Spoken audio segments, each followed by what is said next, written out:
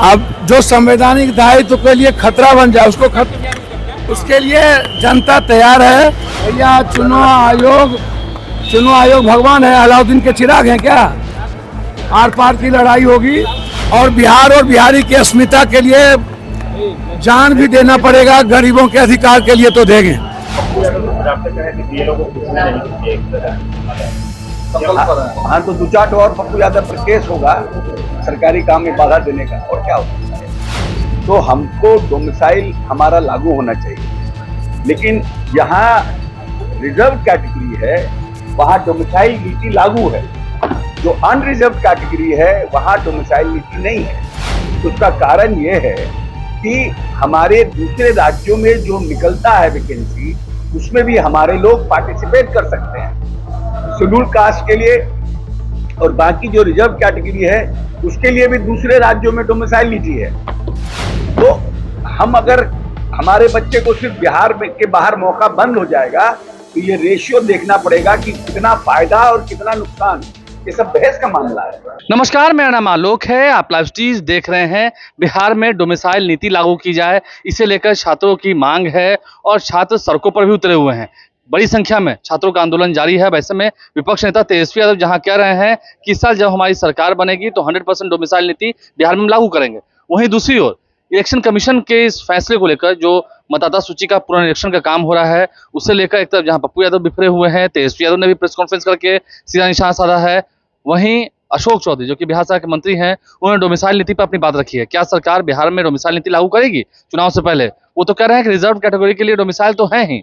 वहीं जहां तक बात तेजस्वी यादव की है तो फिक्र मत कीजिए, अभी चुनाव का समय जैसे जैसे नजदीक आएगा वो ये भी वादा कर देंगे कि आकाश से तारा तोड़कर हर एक घर को दे देंगे। अशोक चौधरी क्या कह रहे हैं हम आपको सुनाते हैं। इलेक्शन कमीशन बिल्कुल आरएसएस का दफ्तर है, उसको रोकना चाहिए। अब जो संवैधानिक दायित्व के लिए खतरा बन जाए उसके लिए जनता तैयार है। और आप इसको समझिए कि आज हम लोग तय करेंगे, कांग्रेस प्रभारी जी से भी बातचीत हुई है। भैया चुनाव आयोग भगवान है, अलाउद्दीन के चिराग हैं क्या? आर पार की लड़ाई होगी और बिहार और बिहारी की अस्मिता के लिए जान भी देना पड़ेगा, गरीबों के अधिकार के लिए तो देंगे, उसको कुछ भी नहीं। अरविंद केजरीवाल बिहार में चुनाव अकेले लड़ने की बात कर रहे हैं, किसी के साथ भैया अच्छी बात है, सबको अधिकार है।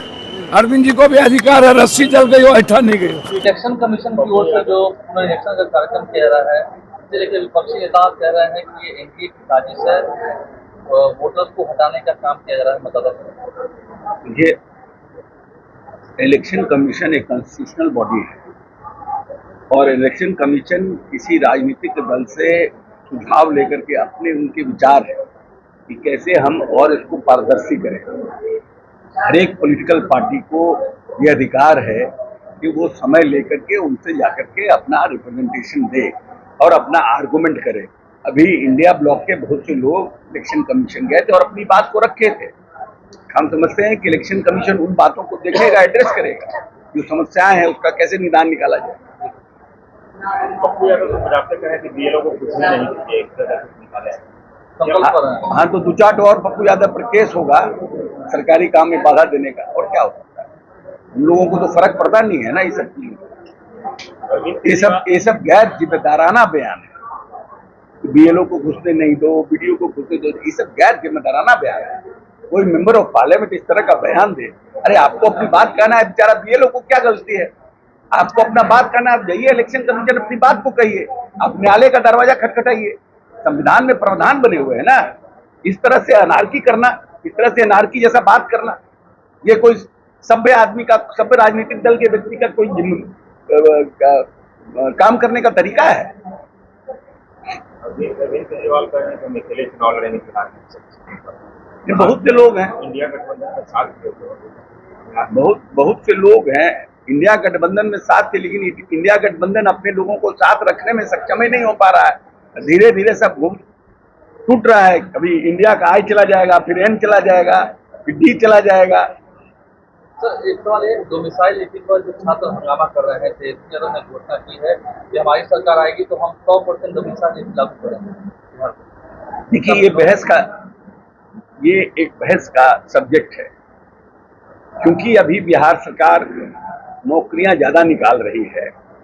तो लोगों को लगता है कि हमारे यहाँ हमारे राज्य में निकल रहा है तो हमको डोमिसाइल हमारा लागू होना चाहिए, लेकिन जहाँ रिजर्व कैटेगरी है वहाँ डोमिसाइल नीति लागू है। जो अनरिजर्व कैटेगरी है वहाँ डोमिसाइल नीति नहीं है। उसका कारण ये है कि हमारे दूसरे राज्यों में जो निकलता है वैकेंसी, उसमें भी हमारे लोग पार्टिसिपेट कर सकते हैं। शेड्यूल कास्ट के लिए और बाकी जो रिजर्व कैटेगरी है उसके लिए भी दूसरे राज्यों में डोमिसाइल नीति है। तो हम अगर हमारे बच्चे को सिर्फ बिहार में के बाहर मौका बंद हो जाएगा तो ये रेशियो देखना पड़ेगा कि कितना फायदा और कितना नुकसान है। ये सब बहस का मामला है। अब किसी एक साल के लिए 2 साल के लिए अगर हमारे यहाँ बहालियां निकल रही हैं और फिर पूरे राज्य में अगर इसी तरह से बिहार को रोक देगा तो कितने लोगों को मौका नहीं मिलेगा।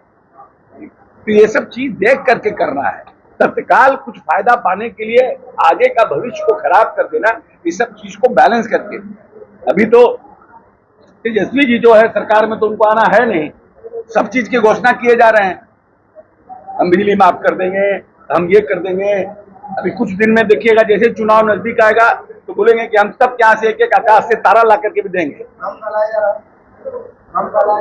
देखिए भाई, प्रोवोक नहीं, they are not using their brain. It is in the interest of public, student, or it is in the interest of other people.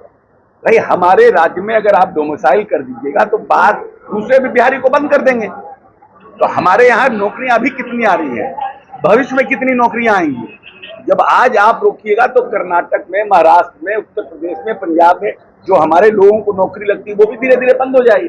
तो रेशियो क्या है, ये सब समझ के ना डोमिसाइल नीति आने का बात हो सकता है।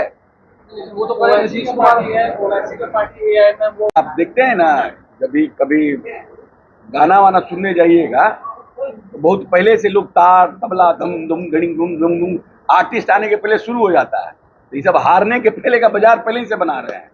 उनको मालूम है कि हमको हारना है। नीतीश कुमार वही कर रहे हैं जो हम कर रहे हैं। हमने कहा था नौकरी के लिए तो नौकरी किया, तो हमने सामाजिक न्याय बढ़ाने के लिए कहा था, ये नकल की सरकार कॉपी कर दी। हमने कहा 1500 तो ये 1100 कर दिया, नकल की सरकार। चलिए, तेजस्वी जी को इसी में अगर खुश होना चाहते हैं, नीतीश जी तेजस्वी जी का नकल कर रहे हैं तो उनको बधाई है। अब इतना भी कोई आदमी दिन को रात, रात को दिन समझने लगे और जनता को भी कहे कि नहीं भाई आज अभी दिन नहीं रात है, अब समझ रहा है कि जनता समझ रही है, तो हम क्या कहेंगे। उनको बधाई है। तो बिहार सरकार के मंत्री अशोक चौधरी ने क्या कुछ कहा है। पप्पू यादव अगर बीएलओ के ऊपर कह रहे हैं कि उन्हें घुसने नहीं देंगे तो इसमें बीएलओ की कोई गलती है नहीं, उन पर मुकदमा करने की बात हो रही है। वो मुकदमा सहेंगे अगर इलेक्शन कमीशन के काम में हस्तक्षेप करेंगे, सरकारी काम में विघ्न डालेंगे। तो वहीं डोमिसाइल नीति जो कि गंभीर मुद्दा बन चुका है, उस पर अशोक चौधरी ने क्या कुछ बातें कही हमने आपको सुनवाया है। हमारे चैनल को सब्सक्राइब कर लें, साथ साथ फेसबुक पेज भी लाइक करें। धन्यवाद।